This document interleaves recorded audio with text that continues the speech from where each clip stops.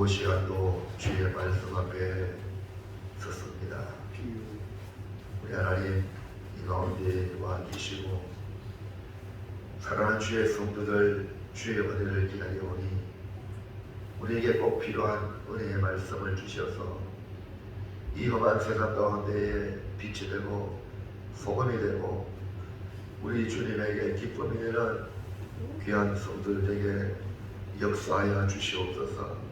가장 부족하고 연약한 쪽을 또 세워주셨사오니 인간의 모습은 감추시고 오직 주의 능력의 말씀만 드러나는 시간 되게 역사하여 주시옵소서. 주님이 인도하실 줄 믿고 예수님의 이름으로 기도하옵나이다. 아멘.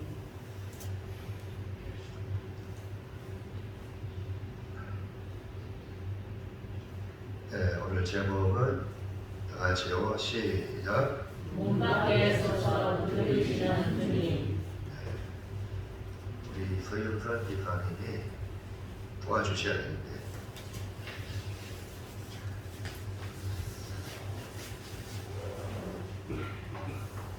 라오디게아 교회는 모든 환경적 조건을 살펴보면 부흥이 잘 되고 있는 것처럼 보입니다. 외부적인 반란이나 핍박도 없습니다.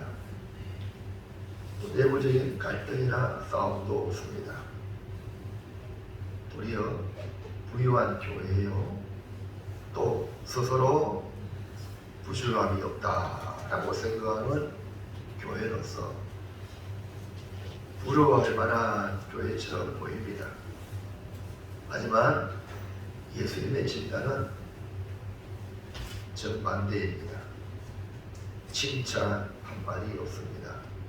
도리어 책망하고 징계하신다고 했습니다. 이러한 라오디게아 교회도 우리 주님이 사랑하시기에 책망하고 징계한다 이렇게 말했는데 뭐라고 책망합니까? 3장 19절 시작. 물론 내가 사랑하는 자를 책망하여 징계하노니 그러므로 내가 열심을 내라 회개하라. 예, 열심을 내라 회개하라 라는 말씀입니다. 이건 순서가 뒤바뀔 것 같은데 뭐 회개해야 열심을 낼 수 있지 않느냐 그렇게 생각할 수 있지만 열심을 내라고 하시면서 회개하라는 것입니다. 에베소 교회의 주님이 주신 말씀에 저 회개를 가지라 이렇게 저 사랑을 회복하라 하는 말씀과 연결하면 이해가 빠를 것입니다. 회개는 회복의 은혜를 경험하면 자연스럽게 회개가 나오게 되어 있습니다. 3장 15절 볼까요? 시작. 내가 내 회개를 하노니 내가 차지도 아니하고 뜨겁지도 아니하도다. 내가 차든지 뜨겁든지 하기를 원하노라. 예, 라오디게아 교회는 처음부터 책망받을 그런 교회가 아니었겠죠. 그러니까 열심을 가졌던 교회였는데 어느 순간부터 교회가 편안하고 안정이 되고 물질적으로 부유한 교회로 성장하다 보니 예전과 같은 열심히 살아시고 지금은 미지근한 상태였던 겁니다. 그래서 주님은 차든지 뜨겁든지 하라 라는 말씀으로 직설적인 표현이 열심을 내라 회개하라 이렇게 말씀하신 겁니다. 그래서 오늘 시간에는 열심을 내라고 하시고 회개하라고 하신 예수님의 현재의 모습을 말씀하고 있습니다. 한번 라오디게아 교회를 향한 주님의 모습이 어떤가 한번 넘어가 볼까요? 어떤 모습이죠? 주님이 문 밖에 서서 두드리시는 모습입니다. 라오디게아 교회의 문을 두드리시고 또 성도의 마음의 문을 두드리시고 계시는 예수님의 모습입니다. 오늘 이 모습이 우리를 향한 우리의 모습이 아닌가. 그래서 문 밖에서도 두드리시는 주님이라는 제목의 말씀을 통하여 문 밖에 계신 주님을 영접하고 모시고 함께 주님과 더불어 사랑의 교제가 풍성한 성도가 되기를 바랍니다. 자, 그럼 첫 번째 볼까요? 시작. 라오디게아 교회는 주님을 어떻게 배우겠습니까? 예. 라오디게아 교회는 주님의 몸이요 주님의 친구인데도 불구하고 주님이 마음대로 들어가서 우리의 주인으로서 대접을 받고 영광을 받아야 됨에도 불구하고 그러지 못한 교회였다. 3장 20절 시작. 볼지어다 내가 문 밖에 서서 두드리노니 누구든지 내 음성을 듣고 문을 열면 내가 그에게로 들어가 또 더불어 먹고 그는 나와 더불어 먹으리라. 아멘. 주님은 저 문 밖에서 서서 두드리시는 모습이죠. 그리고 오른쪽에는 보니까요, 주님은 밖에서 문을 두드리는데 저들끼리 잘 하고 있다고 아름답게 서로 재미있게 있는 모습을 보죠. 그런데 주님은 안 계셔요. 그래서 오른쪽에 그림을 보면 주님을 바깥에 쫓아내는 현대인의 교회의 모습을 저렇게 표현하고 있습니다. 주님 없이도 신앙생활을 잘하고 있다고 생각하는 이 라오디게아 교회의 모습입니다. 이걸 우리안에서 보면 하나님이 선지자를 보내어서 하나님의 뜻을 말씀할 때에 이스라엘 백성은 듣지 아니하고 도리어 그 선지자를 박해하고 때리고 죽였습니다. 신약에 와서는 하나님께서 내 아들을 보내면 그래도 공격 안 하겠느냐 하여서 아들을 보내는데 어땠습니까? 요한복음 1장 9절 시작.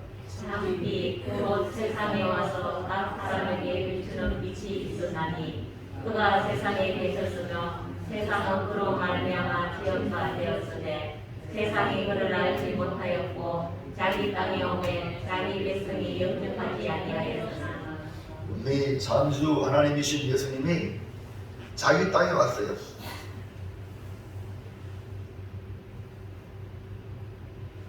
그리고 자기 백성에게 왔어요. 그런데 영접하지 않았다.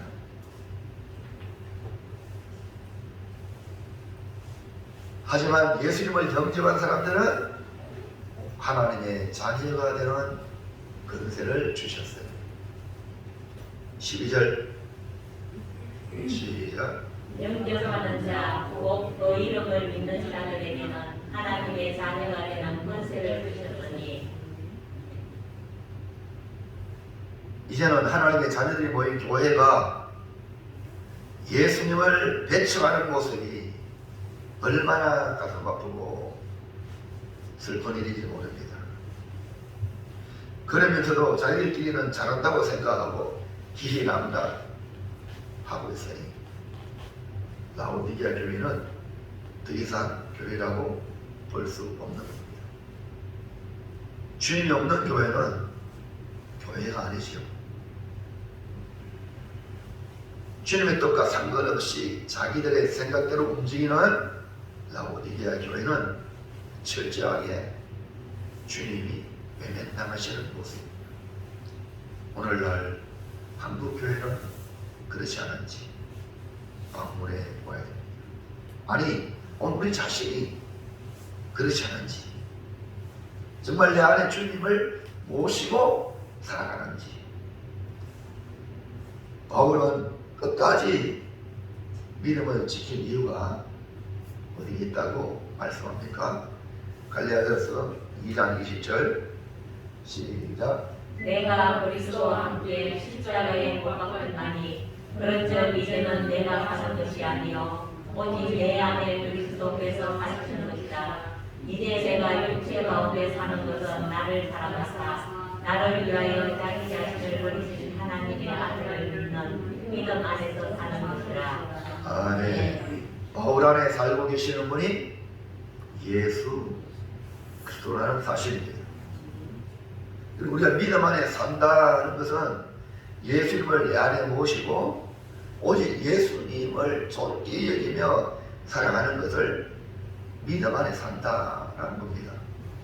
빌립보서 1장 20절 시작. 나의 간절한 기대와 소망을 따라 아무 일에든지 부끄러워하지 아니하고 지금도 전과 같이 온전히 담대하여 살든지 죽든지 내 몸에서 그리스도가 존귀하게 되게 하려 하나니 이는 내게 사는 것이 그리스도니 죽는 것도 유익함이라. 아멘. 바울은 살든지 죽든지 내 몸에서 그리스도가 존귀하게 되게 하려 한다. 왜 그러냐? 내 안에 예수님이 사시기 때문에. 그래서 죽는 것도 유익하다. 살아있는 것, 사명을 이루니까 또 역시 유익하고. 무익한 게 없다 이 말이죠. 근데 라디오는 예수님이 중심이 아니라 자기들의 안락한 생활이 우선되어 세상과 타협하고 자기들끼리 살아가는 모습입니다. 그들에게는 분쟁도 없고 외부적인 핍박도 없고 강압도 없습니다. 그러나 주님을 문 밖에 내치는 교회였던 것입니다. 이것이 바로 라오디게아 교회의 문제입니다. 자, 둘째는요. 시작. 문 밖에 서서 두드리시는 주님의 마음은 어떠합니까? 예, 이 라오디게아 교회는 주님 없이도 잘 먹고 잘 산다고 생각하는 인간적인 교회였습니다. 이러한 교회도 우리 주님은 사랑하셨어요. 왜 사랑하는 그 증거가 뭐냐고요? 주님이 말씀을 주시니까 사랑하는 자에게 말씀을 준다는 거예요. 3장 16절 시작. 내가 이같이 지식하여 떠돌지도 아니하고 차지도 아니하니 내 입에서 너를 토하여 버리리라. 내 입에서 너를 토하여 버리리라. 이 말은 내 입에서 너를 토하여 버리기 전에 회개하라. 차갑든지 뜨겁든지 해라. 이 말이. 무엇이 라오디게아 교회가 이렇게 되었습니까? 3장 17절 시작. 내가 말하기를 나는 부자라 부유하여 부족한 것이 없다나 내 공부한 것과 가련한 것과 가난한 것과 눈먼 것과 벌거벗은 것을 알지 못하는도다. 자, 뭐라 했어요? 라오디게아 교회는 스스로 나는 부자라 부유하여 부족한 것이 없다 착각 속에 살았죠. 근데 주님은 공부하고 가련하고 가난하고 눈보였고 벌거벗었다는 것을 지적하고 있습니다. 18절은요 시작. 내가 너를 권하노니 내게서 불로 연탄한 돈을 사서 부유하게 하고 빈옷을 사서 입어 벌거벗은 수치를 보이지 않게 하고 안약을 사서 눈에 발라보게 하라. 예. 라오디게아 교회는 착각 속에 빠져서 주님이 지적해 주고 있습니다. 왜 이들이 미지근한 교회가 되었나요? 자기들은 부자고 부유하고 부자한 것이 없다 그렇게 생각했기 때문에 그렇습니다. 그러나 라오디게아 교회는요, 가난하고 원고하고 눈벌고 벌거벗다고 진단하시면서 해결책까지 주시기를 주님으로부터 물로 열단한 금을 사서 부유하게 하고 흰옷을 사서 부끄러운 수치를 가리고 안약을 사서 눈에 발라 보게 하라고 하십니다. 왜 이렇게 주님께서 정확하게 진단하시고 해결책까지 주십니까? 19절에 시작. 물은 내가 사랑하는 자를 책망하여 듣게 하노니 그러므로 내가 열심을 내라 회개하라. 네. 여러분, 사랑하기 때문에 책망하고 징계한다. 오늘 우리가 말씀을 들을 때에 양심의 가책을 느끼게 만듭니다.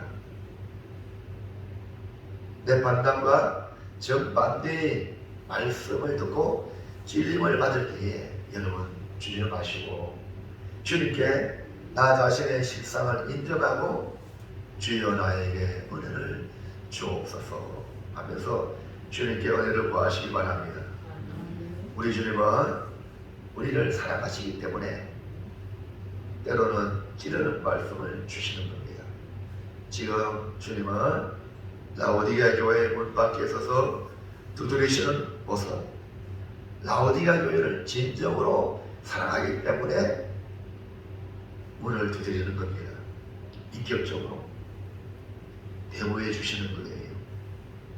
창조주 하나님인데 그냥 주님이 문 안 열어도 들어올 수 있죠. 예수님 부활하신 후에 문이 닫혔는데도 지금 들어오시죠? 아시나요? 근데 주님은 우리의 마음에 문을 두드리십니다. 그 두드리심은 우리를 사랑하시기 때문에. 넘어가면요, 찬송가 529장에 이런 찬송이죠. 온전한 주님의 온서 내 위에 속삭이니 내 마음 문을 두드리니 곧 주님을 영접하라. 피하지 말라. 우리가 겪길 피해로 맘속에 오시니 심판날 당할 때 주님을 맞을 준비해 맘속에 주님을 영접하라. 주 영접하라.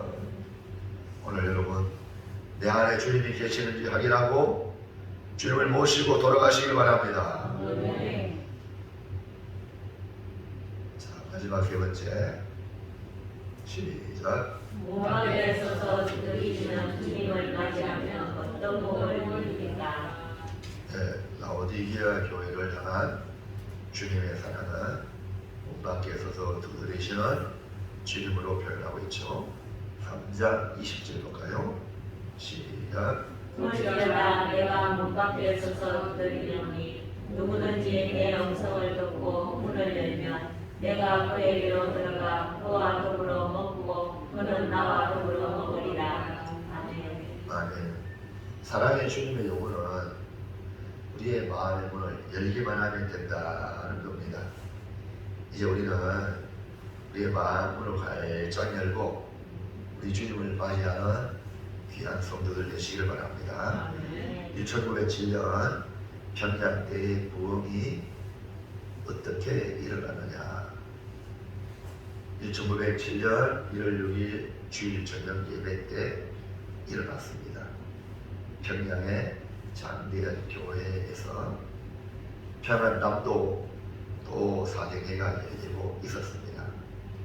그날 저녁 집회에는 그 당시 평양신학교회 졸업반으로서 조사에 직분으로 장대한 교회를 섬기고 있던 길선주 장로님이 말씀을 전하게 되었습니다.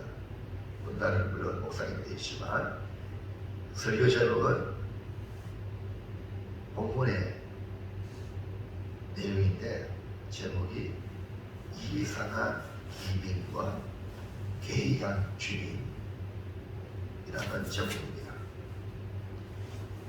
라오디게아 교회 문 밖에 서서 문을 두드리시는 예수님의 모습을 빗대어서 설교한 내용입니다. 그 설교의 요지는 이렇습니다.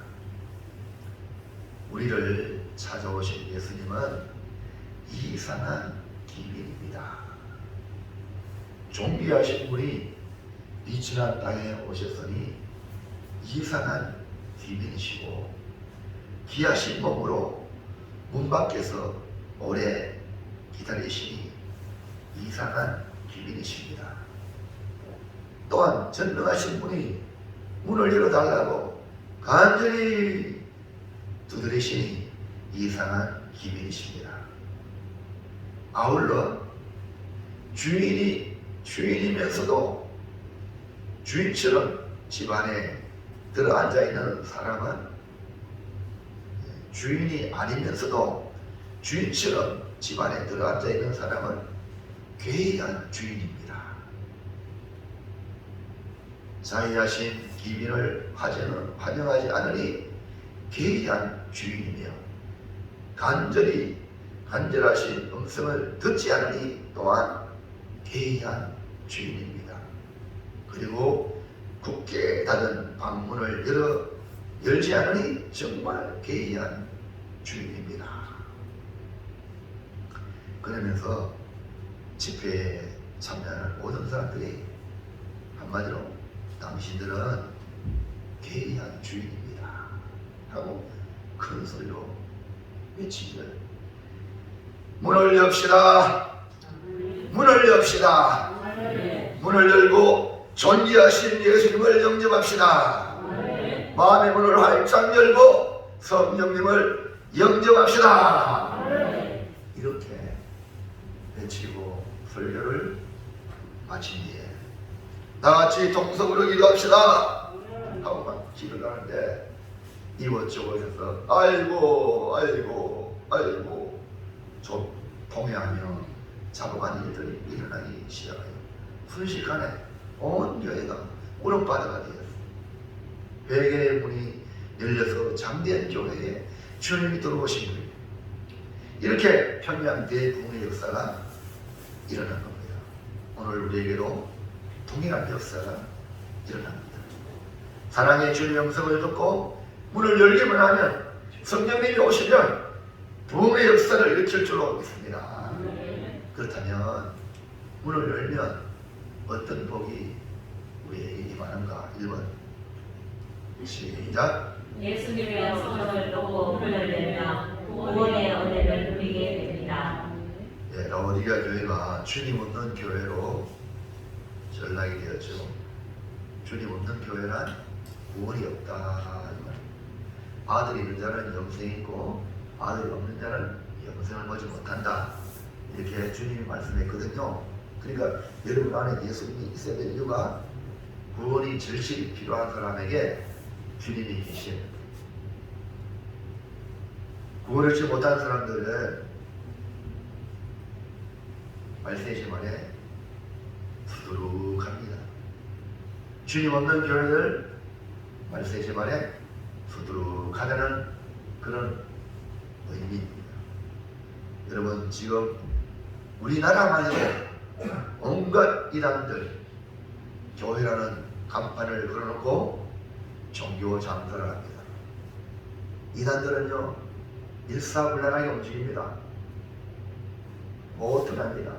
거기 문제 없습니다. 교주가 안 받아내면 쫙 움직입니다. 주님 없는 교회나 성도는 구원이 없습니다. 그러나 주님의 음성을 듣고 문을 열면 달라집니다. 다시 해볼까요? 3장 20절 시작. 올지어다 내가 문 밖에 서서 두드리노니 누구든지 내 음성을 듣고 문을 열면 내가 그에게로 들어가 그와 더불어 먹고 그는 나와 더불어 먹으리라. 아멘. 문을 열면 내가 그에게로 들어간다. 예수님이 신방 오신 사람들에게는요, 구원의 역사가 일어납니다. 대표적으로 아브라함의 자손이라고 확신하지 못하고 범민에 쌓여 있는 이 세리장 삭개오는 기도 잡고, 그래서 내가 어떻게 하면 사람들에게 인정을 받을까? 권력을 가져야지, 돈을 벌어야지 해서 세리장이가 되었어요. 돈도 벌고 부자가 되고 권력을 가졌지만 그의 마음에 문제는 해결하지 못했습니다. 바로 그때에 예수님에 대한 소문을 듣고 예수님을 만나보고 싶은 갈망이 생겨서 돌 감단나무에까지 올라가면서 주님을 보기 원할 때에 주님은 먼저 삭개오를 알아보시고, 삭개오야 내려오라. 내가 오늘 내 집에 유하여야겠다. 내가 오늘 너희 집에 들어가겠다 말씀하시는 거예요. 너무나 기쁜 나머지 이 삭개오가 손사같이 내려와서 주님을 자기 집으로 영접하고 잔치를 벌이고, 그리고 자기 가진 것을 반을 딱 잘라서 가난한 자에게 주겠습니다. 혹이나 내가 남한테 억지로 빼앗을 것 있으면 내가 갚아주겠습니다. 이렇게 하니까 예수님이 사람들을 보시면서 문이 이 집에 이르렀다. 이도 아브라함의 자손이라. 여러분, 이 얼마나 놀라운 축복입니까? 아브라함 자손만 구원받는데 이 삭개오가 바로 우리 주님이 너는 구원받았다 이렇게 선언하는 겁니다. 그러므로 주님을 영접하니 구원의 은혜를 받은 겁니다. 오늘 여러분 주님을 모시기 바랍니다. 주님을 모셔야 구원받습니다. 여러분이 주인 되면요, 지옥 가요. 주님이 주인 되셔야 돼요. 요한복음 1장 12절 시작. 영접하는 자, 곧 그 이름을 믿는 자들에게는 하나님의 자녀가 되는 권세를 주셨니. 예수님 음성을 듣고 문을 열고 영접하면 분명히 하나님의 자녀가 되는 권세를 얻는다. 즉 구원 얻는다는 겁니다. 주님께서 불러 연단하는 영과 기록과 아담을 주 구원의 기쁨을 누리게 한다 이 말입니다. 그보다 귀한 믿음, 예수님의 의의 세마포, 영의 눈이 열리는 성령께서 눈을 열어주시는 구원의 즐거움을 누리게 된다는 겁니다. 이것은 개인적인 구원만이 아니라 교회적으로도 놀라운 구원의 역사를 허락하신다는 사실이 주님을 영접하시기를 바랍니다. 라오디게 교회는 불신자가 아니었어요. 우리가 계시록 3장 20절 불신자 전도할 때 이 구절을 많이 사용하지만 실상은 라오디게 교회에게 주님이 지금 문 밖에서 문을 두드리고 있다는 거예요. 그것도 교회의 문을, 그러니까 교회 밖에 주님이 계신다는 거예요. 오늘 여러분 어때요? 여러분 안에 주님 계십니까? 아니면 주님을 바깥으로 보내냈습니까? 우리 고매교회 안에 주님이 계십니까? 아니면 주님 밖에 나가세요? 그럽니다. 2번 시작. 예수님의 음성을 듣고 문을 열면 선한 삶의 은혜를 누리게 됩니다. 예수님의 음성을 듣고 문을 열면 구원의 은혜만 받는 게 아니라 풍성한 생명의 삶을 누린다. 기독교는 점점 더 풍성해지는 것이 원칙입니다. 그래서 우리가 이 땅에서도 복을 누리며 영원한 천국은 우리가 가히 상상할 수 없는 천국이 기다리고 있습니다. 요한계시록 3장 20절 보세요. 다시 볼까요? 시작. 보시다가 내가 문 밖에 서서 두드리노니 누구든지 내 음성을 듣고 문을 열면 내가 그에게로 들어가 그와 더불어 먹고 그는 나와 더불어 먹으리라. 유대인들에게 가장 풍성한 식탁은 아침, 점심, 저녁 중에 저녁입니다. 그 당시 아침 식사는 아주 간단하게 하고요. 보통 마른 떡 한 조각 포도주에 찍어서 먹는 것이 보통이고요. 점심도 별 것 없습니다. 아침에 집에서 나오면서 간단하게 싸운 것을 먹거나 그렇게 일터에서 그렇게 지나갑니다. 그러나 저녁에는요 다릅니다. 온 가족이 다 함께 모여서 식탁에 둘러앉아 이야기꽃을 피우면서 풍성한 식탁이 이루어지는 것이 바로 유대인의 식습관입니다.